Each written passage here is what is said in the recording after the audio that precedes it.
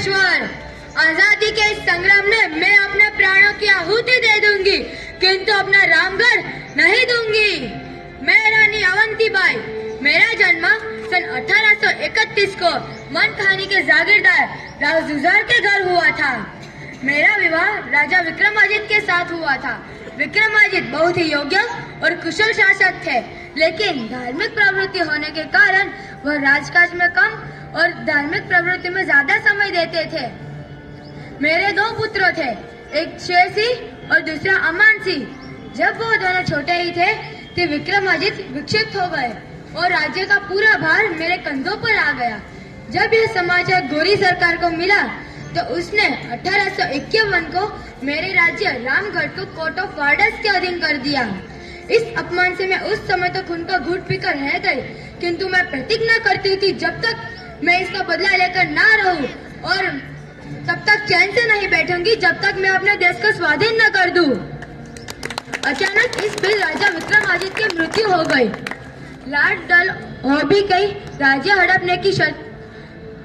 हड़पने की नीति का कुचक्र पूरे देश में तेजी से फैल रहा था और कुछ राजे रजवाड़े संगठित होकर विद्रोह का निर्णय लेते थे।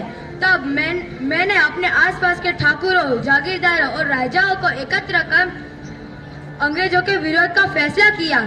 गढ़मंडला के शासक शंकर शाह के नेतृत्व में मैंने विजयादशमी का दिन निश्चित किया विद्रोह के लिए।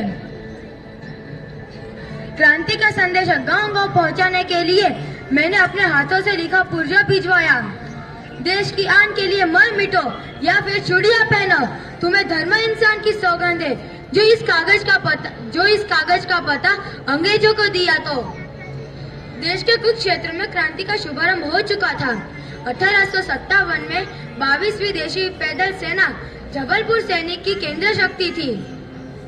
18 जून को इस सेना के ही एक सिपाही ने अंग्रेज अधिकारी पर घातक हमला कर दिया और जुलाई 1857 को गढ़मंडला के परगनादार उमराव सिंह ने कर देने से मना कर दिया और इस बात का प्रचार करने लगा कि अंग्रेज सेना अब समाप्त हो गई है, उनका राज्य समाप्त हो चुका है। अंग्रेजों हम विद्रोहियों को डाकू और लुटेरे कहते थे।